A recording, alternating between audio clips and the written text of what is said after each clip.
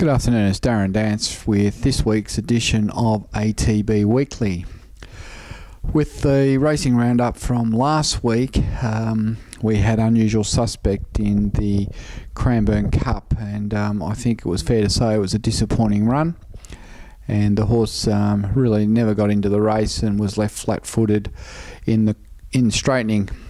Jockey Craig Williams said that the horse is going well enough, he's just looking for probably 2,800 to 3,200 metres, and the 2,000 metres of the Cranbourne Cup was too short for him. So we're going to look for some longer races for him to see if we can get him back in form. But at this stage, he really needs to lift. Had a quiet week up until today where we had a number of runners down at Warrnambool. We started in the second race with Evans, the Darren Weir trained Evans. She finished fifth, very unlucky, never got a crack at him from barrier one. Jumped well and sat up on the rail in behind the leaders, and probably went to the line not fully extended. Last on the corner and made up good ground in the straight, but no doubt in my mind should have won, and she won't be a maiden for much longer. That's Evans. In the third race we had two runners, Ready Diva and Schwarsens, both trained by Matty Williams. Schwarsens won the race at the good price of $24, so congratulations to all of her owners out there. She was only having her fourth start today, and she's into a second preparation, and she was third up over the 1,400. Good training effort by Matthew Williams to put blinkers on her and to decide to ride her quieter in a race after failing to finish off last start at Hamilton. Today travelled beautifully with Ryan Maloney on board. It was a terrific ride, and just settled back in the field and was able to navigate his way out, and was too strong for him in the straight to win well. And I think there's some more wins in store for Schwarsens as she gets out to 1,600, that daughter of Schwarzier, that we've had a lot of luck with the breed. So well done to everybody, and I know a lot of the owners have emailed and texted in that they were very excited with today's win at Warrnambool. Ready Diva in the same race, she was luckless. She missed the start by 3 lengths, so that was probably the end of the game for her, but look, she never gave up, and he travelled up well and got in amongst them and got laid on him, was under pressure the whole way, but found in the line and under hands and heels riding, hit the line hard, and I was really, really pleased with the last 50 metres. And I think now that she's had the experience over 1,400 with the blinkers on, we take it to 1,600 next time, and if we can just get it to jump away, I think she'll be nearly ready to win as well. So that's Ready Diva. Forever Here was in the last, first up today, ran 11th, was probably disappointing, but I don't think it was one of Tommy Sadler's best rides. She just got back and had to come wide, and probably lost all chance on the corner, being 7 or 8 wide in a strong race, but wasn't beaten that far. But we'll be looking for improvement from Forever Here going forward. So starting with tomorrow, we're heading down to Werribee in the morning to watch the internationals work at 6 a.m. So we'll have a look at Tacta Bastron and Jacklebury. That'll be the final time we'll see them, I guess, before they hit their racing.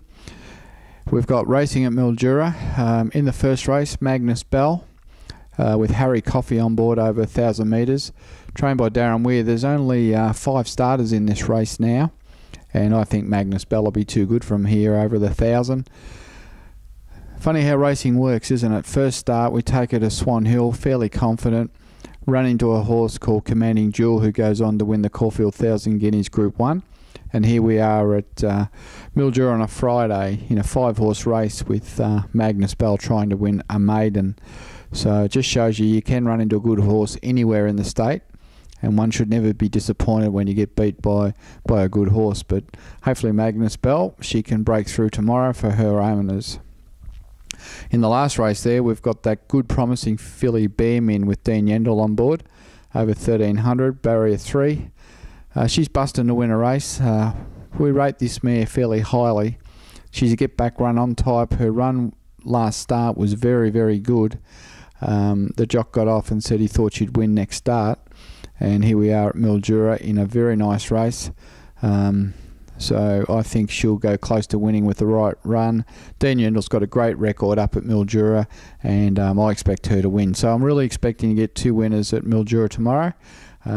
Look, we take our horses there. I know it's a long way, but the prize money's the same as Bendigo and Ballarat. The company's not as strong. The fields are a bit smaller.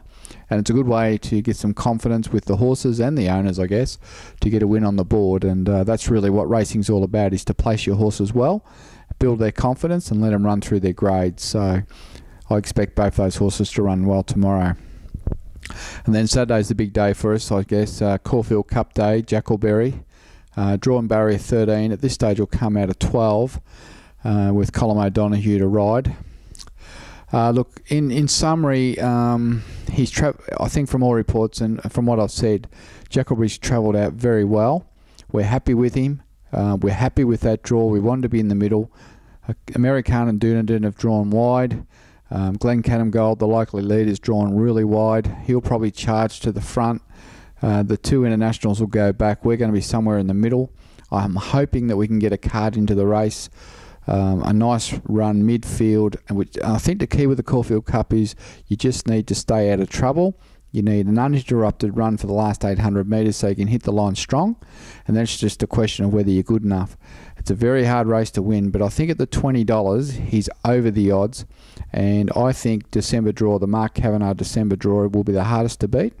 But we're going to have a good day. We've got a big marquee in the centre of the track. We've got about 100 people in attendance that are partners or friends or involved in Jackleberry, and I think we're all excited and we can't wait for, I guess, what this horse can do in his lead up towards the Melbourne Cup. But we're really, really happy with Jackleberry at this stage. Later on the day, we've got Rochester going around in Darwin over 1,300 metres. He's drawn well. That race is at 6 o'clock and there's only 6 starters. And he's been really good fun up there in Darwin since we sent him up, and he ran second last start, and I think he can nearly win this, as does Jason Manning, the trainer, who's done a great job with him. And I think he'll be going for a spell after this race, but hopefully he can go out a winner. That's Rochester in Darwin, so good luck to the team up there. On Sunday, Bendigo, Edge of Storm going around, barrier 2, Jack Hill to ride. Sorry, Saturday, Bendigo, Jack Hill to ride. This horse is busting to win a race as well. We're up to 1,600 metres with Edge of Storm. His run was good last start, and Jock got off and said, look, just get him up to the mile. He's ready to win. So we're hopeful and expectant that Edge of Storm's going to run well on Saturday at Bendigo. So once again, good luck to everybody involved there. On Sunday, just the one runner, Wellington Flyer at Seymour, in a 0 to 68. His third emergency with 57 kilos. Nick Hall's been booked for the ride. 1,000 metres. We'll just have to wait to see if he gets a start. I hope he does. He's a leader. Seymour's a leaderish track, and this horse has been trialling particularly well. On Monday, we're off to Trang for the trials. We've got a number of triallers down there. At this stage, we've got Jared McLean's got Testarita and Naughty Nights engaged, and Matty Williams has got ticket to Turak engaged, and I'm sure Darren Weir will have a couple for us as well. So Monday, we'll be down at the Trang trials. Wednesday, Geelong Cup Day, Tac de Bastron engaged, the other international from France. So we're looking forward to watching Tac go around at Geelong on Wednesday. Look, his best form's over 2,800 to 3,200. He's probably going to be in need of this run over the 2,400. His work's good. He looks good. Corey Brown's going to ride him. And I think we'll come away really satisfied with Tac de Bastron on Wednesday.